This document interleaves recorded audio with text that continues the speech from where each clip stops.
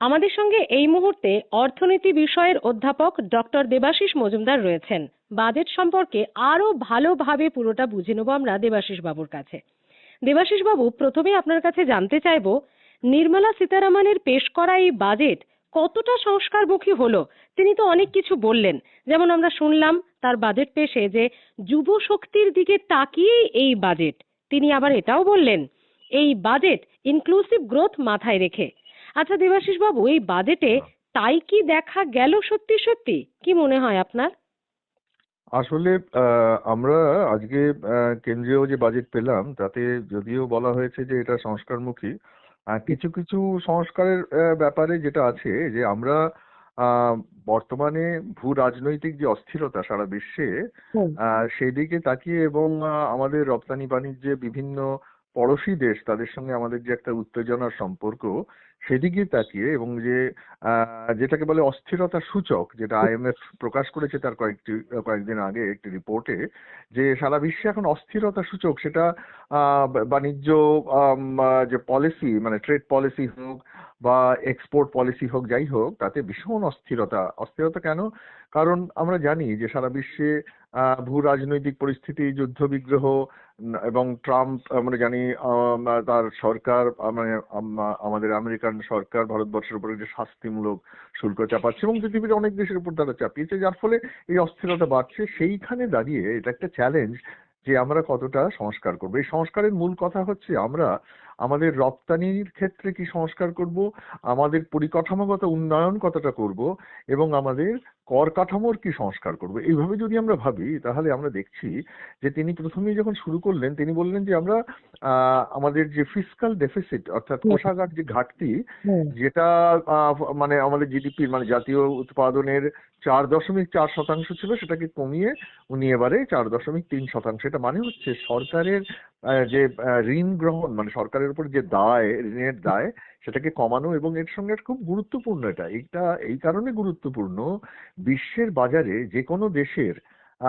ঋণ প্রাপ্তির ক্ষেত্রে তার যে মানে কতটা মানে রেটিং রেটিং মানে তার তার কতটা আমরা তাকে মানে ঋণ ফেরতযোগ্য বলে মনে করছি, মানে সত্যি সত্যি তুমি ঋণ গ্রহণের ফেরতের ক্ষমতা রাখো কিনা, সেই রেটিংটা আন্তর্জাতিক ক্ষেত্রে, সেটা আইএমএফ বলুন, আন্তর্জাতিক ব্যাংক, বিশ্ব ব্যাংক বলুন, তারা দেখেন যে ভারতবর্ষ কতটা সংস্কারের পথে এগোচ্ছে। এবং বড় একটা সংস্কার হচ্ছে তারা তাদের যে ফিসকাল বা কোষাগার ঘাটতি কতটা কমাতে পারছে। সেটা ধরো 2021-22 যেটা প্রায় 6.7%, 6.7% থেকে কমে কমে কমে কমে আস্তে আস্তে আমরা এখন 4.3%। কিন্তু বেশি কমাতে পারবো না এই কারণে, কারণ আমাদের উন্নয়নকেও মাথায় রাখতে হবে। অর্থাৎ সরকার কিন্তু তার রাজস্ব আয়ের থেকে ব্যয়টা অনেক বেশি করবেন, ফলে সেটাও থাকছে। এবং পাশে আমরা দেখছি যে এই যে সংস্কারের আরেকটা দিক, সেটা হচ্ছে ক্যাপিটাল এক্সপেন্ডিচার, মূলধনী যে ব্যয়, সেটাকে 1 লক্ষ কোটি টাকা বাড়ানো হয়েছে গত বাজেটের তুলনায়। এখন প্রায় 12.2 লক্ষ কোটি টাকা, যেটা আগের বছর ছিল 11.1 লক্ষ কোটি টাকা।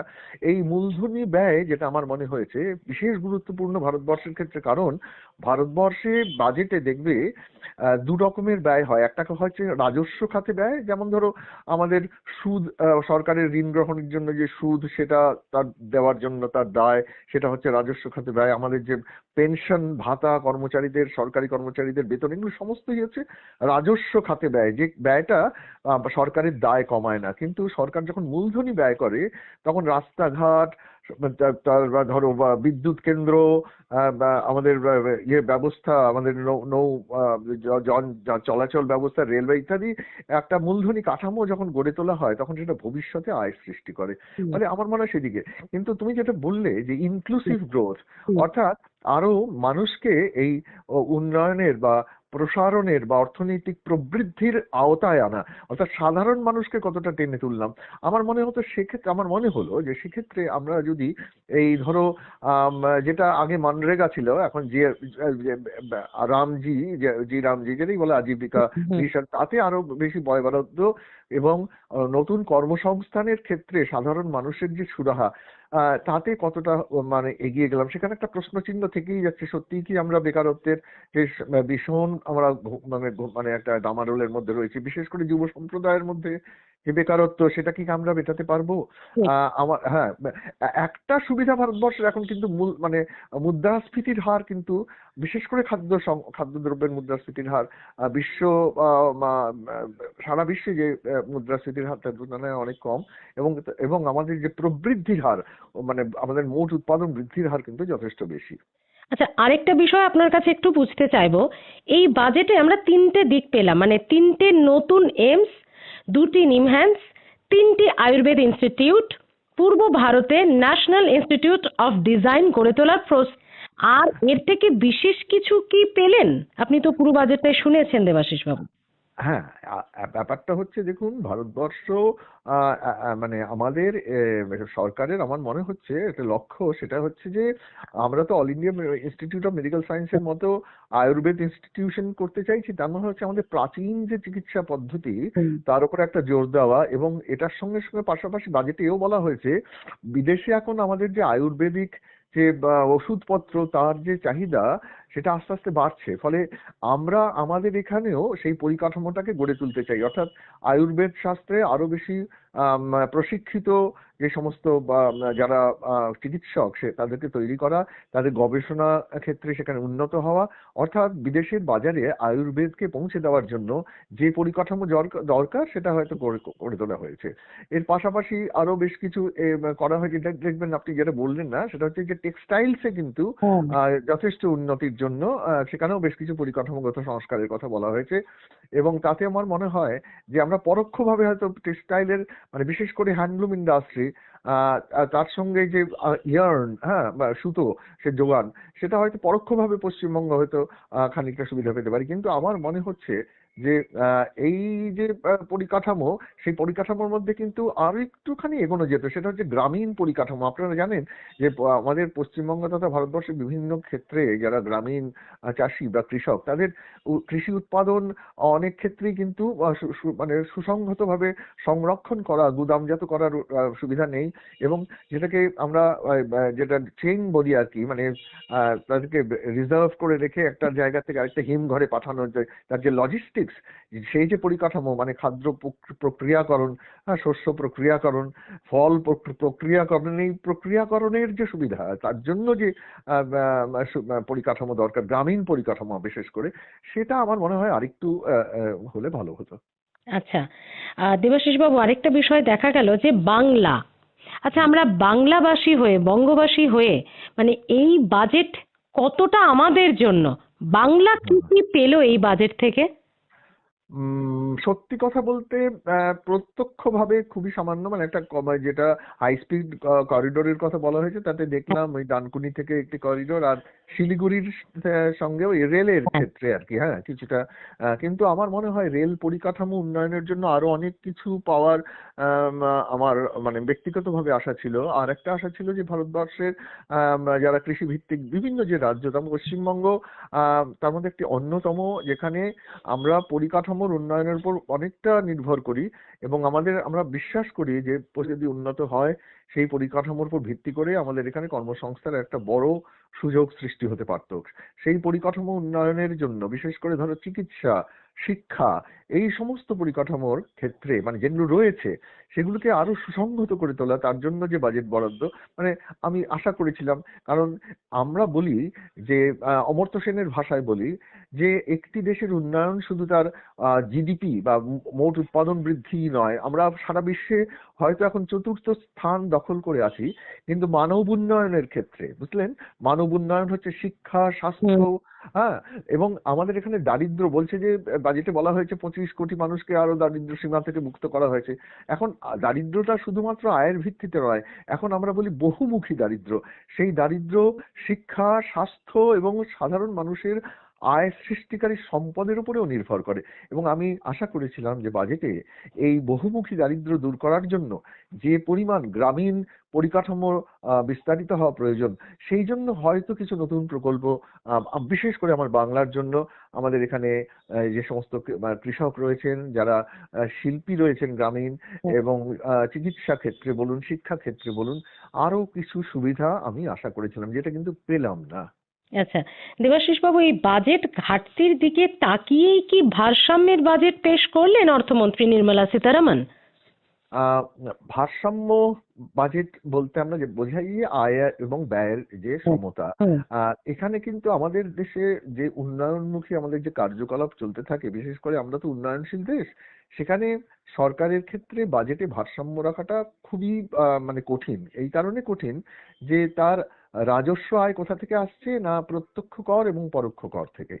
এবং আপনি জানেন বেশ কিছুদিন আগেই কিন্তু এই প্রত্যক্ষ করের কিছুটা সংস্কার, এবং এবছর উনি ঘোষণা করলেন যে 2026-এর এপ্রিল থেকে নতুন প্রত্যক্ষ কর আইন চালু হবে, যেটা উনি অনেক আগেই বলেছেন। আর জিএসটির কিছু সংস্কার সাধন হয়েছে, এইটা আর কি। কিন্তু আমার মনে হয় একটি মাত্র নির্দেশনা আমি দেখতে পাচ্ছি, নির্দেশ মানে বা চিহ্ন, সেটা হচ্ছে যে এই যে কোষাগার ঘাটতির অংশটাকে খানিকটা কমিয়ে আনার চেষ্টা, যেটা আমি আগে উল্লেখ করেছি। কিন্তু আমার মনে হয় তার সঙ্গে আরো কিছু হয়তো যুক্ত হতে পারতো। যেমন ধরুন, আমি একজন পেনশনভোগী। আমরা আমাদের যে সঞ্চিত অর্থ সেটা ব্যাংকে রেখে তার থেকে যে সুদ পাই, সেটা আন্ডার সেকশন 80 টিটিবি, তার থেকে 50,000 পর্যন্ত আমরা সুদের ছাড় পাই, কর ছাড় পাই। আমার মনে হচ্ছিল যে অন্তত যারা সিনিয়র সিটিজেন তাদের ক্ষেত্রে এই ছাড়টা আরো বাড়ানো হলে ভালো হতো। আর আরেকটা হতে পারতো যে যে স্ট্যান্ডার্ড ডিডাকশন যেটা আছে, যেটা 50,000 টাকা পর্যন্ত বলা হয়, সেটাকে হয়তো আরেকটু বাড়ানো যেত। কিন্তু হয়তো কেন বাড়ানো হলো না সেটা একটা প্রশ্ন হতে পারে।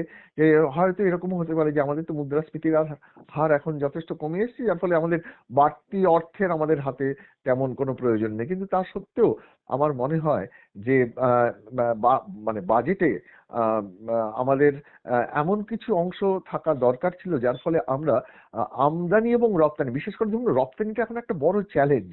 সরকার হয়তো এমন ভাবছেন যে নতুন যে সমস্ত রপ্তানি চুক্তি হচ্ছে না, দেখবেন আমাদের সঙ্গে ইউরোপিয়ান ইউনিয়ন, আমাদের সঙ্গে নিউজিল্যান্ড, ভারতবর্ষের সঙ্গে মানে মধ্যপ্রাচ্য, সেই ক্ষেত্রে হয়তো নতুন মানে এটা একটা প্রতিযোগিতা। মানে আমরা ধাক্কা খাচ্ছি কোথায়, আমরা আমেরিকাতে রপ্তানিতে ধাক্কা খাচ্ছি। তখন আমরা একটা অল্টারনেটিভ রুট বের করার চেষ্টা করছি। অর্থাৎ আমরা দেখতে পাচ্ছি সরকার এখন একবারে মরিয়া হয়ে চেষ্টা করছেন যাতে আমাদের সুসম্পর্ক, মানে বাণিজ্য সম্পর্ক গড়ে ওঠে বিভিন্ন অঞ্চলের সঙ্গে। সেটা রাশিয়া হোক, ইউরোপিয়ান ইউনিয়ন হোক, সেটা অস্ট্রেলিয়া হোক, এবং সেটা অন্যান্য দেশের সঙ্গেই হোক। যার ফলে আমার মনে হয় সেখানেও কিন্তু আমদানি রপ্তানি ক্ষেত্রে আরো কর কাঠামোর একটা সুসংহত রূপ আমরা আশা করেছিলাম। আরেকটা বিশেষ করে যেটা দরকার ছিল, সেটা একটু বিশেষভাবে আপনাদের সবাইকে বলে রাখি, সেটা হচ্ছে যে আমাদের দেশে একটা ইনভার্সন আছে। ইনভার্সনটা হচ্ছে এরকম ট্যাক্সে, যে ধরুন আমরা ইউরোপীয় ইউনিয়ন থেকে কিছু সুবিধা পেলাম এবং সেখান থেকে বেশ কিছু দ্রব্য আমরা আমদানি করছি। সেইটা হচ্ছে ফিনিশড কমোডিটি, মানে একদম তৈরি দ্রব্য। তার উপরে হয়তো বা আমাদের কিছু শুল্ক থাকলো, কিন্তু যদি দেখা যায় সেই ধরনের দ্রব্য ভারতবর্ষেও অনেকে তৈরি করছেন, কিন্তু তার জন্য যে কাঁচামাল আমদানি করতে হচ্ছে তার উপরে প্রচুর শুল্কের হার। বুঝতে পেরেছেন? ফলে ওই যে একটা সমতা আমার এখানে পেলাম না। মানে কিছুটা হয়তো হয়েছে, কিন্তু সবটা হয়তো দূর হয়নি এখনো। মানে আমদানি কর আরেকটু কমিয়ে রপ্তানি, যারা রপ্তানিকারক তাদেরকে আরেকটু যদি সুযোগ দেওয়া হতো, তাহলে হয়তো এখন যে রপ্তানি বিভিন্ন ক্ষেত্রে তারা যে ধাক্কা খাচ্ছেন, যে সমস্ত ক্ষেত্র, বিশেষ করে আমরা না স্বর্ণ অলংকারের কিছু দেখলাম না। কারণ ধরো এখন আমরা সাধারণ বাঙালির ক্ষেত্রে বলুন, যে আমাদের এত দাম, সোনার দাম, সেখানে কি কোনো সুরাহা হলো? আমি এগুলো কিছু দেখলাম না। ফলে বাজেট ভারসাম্যহীন, সেটা তো স্বাভাবিক। কিন্তু ভারসাম্য করতে গিয়ে যে সমস্ত ক্ষেত্রে জোর দেওয়া উচিত ছিল, বিশেষ করে সাধারণ মানুষের সুবিধার্থে, হয়তো বা আরেকটু কিছু করা যেত। একদম। আর এই সাধারণ মানুষের কথা যখন বললেনই দেবাশিস বাবু, একটা বিষয়, মানুষ বাজেট বুঝুক না বুঝুক, কোথায় কি হলো না হলো, কর ছাড় এইটাতে সবার নজর থাকে একেবারেই। কিন্তু সেই জায়গাটাতে দাঁড়িয়ে প্রত্যক্ষ কর বা আয়কর প্রায় অপরিবর্তিতই থাকলো। সাধারণ করদাতারা তাহলে নতুন কিছু পেলেন কি এই বাজেটে? হ্যাঁ, প্রত্যক্ষ করে কিছুই পেলেন না, এটা বলা যায়। পেলেন না এই কারণে, কারণ প্রত্যক্ষ করে বিগত বাজেটে স্ল্যাবের যে মানে যেটাকে আমরা ইংরেজিতে বলি রেশনালাইজেশন, মানে সরলীকরণ বলুন বা যাই করুন, সেটা ওরা করাতে, এবং আমি এটাও ভেবেছিলাম যে সত্যিই তো জিএসটিতে যে সংস্কার করা হয়েছে, জিএসটির হার যখন কমানো হয়েছে, তার ফলে আমাদের যে বিভিন্ন দ্রব্যের দাম কমেছে ইত্যাদি ইত্যাদি, এবং তার ফলে ভারতবর্ষের ক্ষেত্রে মানে ইকোনমিক সার্ভে রিপোর্ট, যেটা এই 25-26-এ যেটা নতুন সার্ভে রিপোর্ট বেরিয়েছে, সেখানেও দেখতে পাচ্ছি যে ভারতবর্ষে মোট যে অভ্যন্তরীণ চাহিদা, সেটা ভীষণ গুরুত্বপূর্ণ, আপনি শুনে রাখুন, সবাইকে শুনতে বলছি। তার প্রায় 61% আসছে আমাদের মতো সাধারণ ভোক্তাদের চাহিদা থেকেই। ফলে ভারতবর্ষের সমস্ত উৎপাদনের জন্য চাহিদার সবচেয়ে বড় অংশ কিন্তু সাধারণ মানুষের কাছ থেকে আসে। এর ফলে আমি আশা করেছিলাম যে যারা প্রত্যক্ষ করের আওতায় পড়ে, যদিও সেটা মোট জনসংখ্যার খুব সামান্য অংশ কিন্তু প্রত্যক্ষ করের আওতায় পড়েন, ফলে তারাও যদি খানিকটা সুবিধা পেতেন, আরো কিছু যেটাকে আমি একটু আগে বললাম যে স্ট্যান্ডার্ড ডিডাকশন যদি একটু কমতো, যারা পেনশনার তাদের ক্ষেত্রে যদি একটুখানি সুরাহা হতো, তাহলে হয়তো খানিকটা সেই যে ভোক্তাদের যে ব্যয় বা তাদের যে ব্যয় করার যে ক্ষমতা, সেটা হয়তো খানিকটা বাড়তো। সেটা পেলাম না। আর বেসরকারি বিনিয়োগ, তাদেরকে বেশ কিছু ক্ষেত্রে উৎসাহিত করা হচ্ছে। বেসরকারি বিনিয়োগ থেকে 30% আমাদের মোট চাহিদার প্রায় 30 থেকে 31%, আর মাত্র 9 থেকে 10% সরকারি চাহিদার মাধ্যমে সৃষ্টি হয়। ফলে আমরা বেশিরভাগটাই কিন্তু সাধারণ মানুষের। ফলে সাধারণ মানুষের প্রত্যাশা, যেটা মানে প্রত্যক্ষ করের ক্ষেত্রে প্রত্যেকবারই আশা করা যায়, সেই আশাটা হয়তো পূরণ হয়নি। দেবাশিস বাবু, ধন্যবাদ বাজেটটাকে এত সুন্দর করে সাধারণভাবে বুঝিয়ে দেওয়ার জন্য। ধন্যবাদ।